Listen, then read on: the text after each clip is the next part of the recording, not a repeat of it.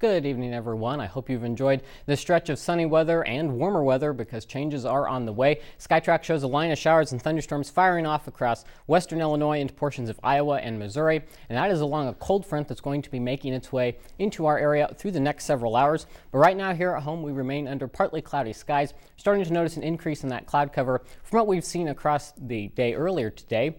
And those winds have also been noticeable for us throughout the day from the south at about 18 miles an hour still at this hour in Champaign, 17 in Decatur, 15 in Paris. Currently have a 12-mile-an-hour breeze here in Charleston, and those winds from the south are helping to drive in some warmer air, and as a result, temperatures made it up into the 70s for us today. Effingham even got close to the 80-degree mark earlier this afternoon, and many locations continue in the 70s at 71 in Robinson and Terre Haute, 73 here in Charleston. Paris is at 68 degrees, and Taylorville is still holding on to 71.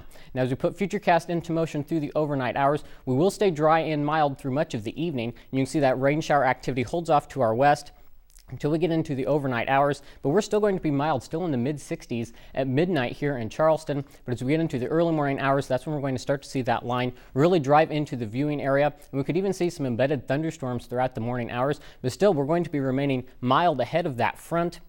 But on the backside of that, that's when temperatures are really going to start to tumble back down into the lower 50s in our northwestern counties. We're still at 57 here in Charleston as we start the day out tomorrow. So overnight, that's just as low as those temperatures are going to go, down to 57 under those cloudy skies. And again, those showers and even some embedded thunderstorms moving in as we get into the early morning hours. Winds remain from the south at 10 to 15 miles an hour. That is until that front passes, and that's going to be shifting those winds and driving in some cooler air for the day tomorrow. And temperatures are actually going to continue to drop as we start your morning, down to 59 or down to 54 at 9 a.m. And then we start to climb those temperatures back up as we get into the afternoon, but we only top out at 57 at 3 p.m. So our daytime high is actually going to be at midnight overnight tonight. So that is a little bit deceiving, and we're going to keep those rain chances around throughout the daytime tomorrow. So timing those out on Futurecast, you can see those stray showers, and they're predominantly going to be focused along and south of Interstate 70 throughout much of the day tomorrow, and you can see those lingering with us through the afternoon hours. Start to catch a little bit of a break through the evening,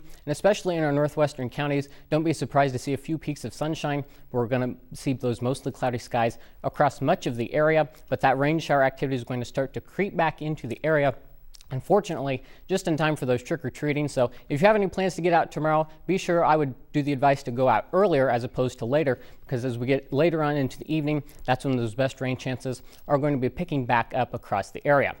And you can see that moisture going to continue to drive back into the region overnight Wednesday night into Thursday morning. And once again, those showers are going to linger as this boundary stalls out along the Ohio River. And again, most of the activity going to be focused across our southeastern counties for the day on Thursday. So putting Futurecast rain totals into motion, you can see much of the area picking up about a ½ inch to an inch and a half, but as we get further off to the southeast, that's where those totals will be higher thanks to that boundary stalling in that location. So as we get down into Crawford County, some locations could pick up over 2 inches of rain.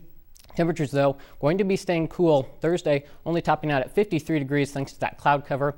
But the sunshine does start to return as we get into the day on Friday, and that's going to continue with us into the weekend as well. Start to see some more sunshine and temperatures back up into the 60s as we get into the latter half of the weekend. But unfortunately, more rain showers move in for the start of next week. So it looks like the little trick-or-treaters may want to have their rain gear handy because that rain may affect their plans. That's right. We'll still have a few stray showers in the area, so better to be safe than sorry. Thanks, Everett.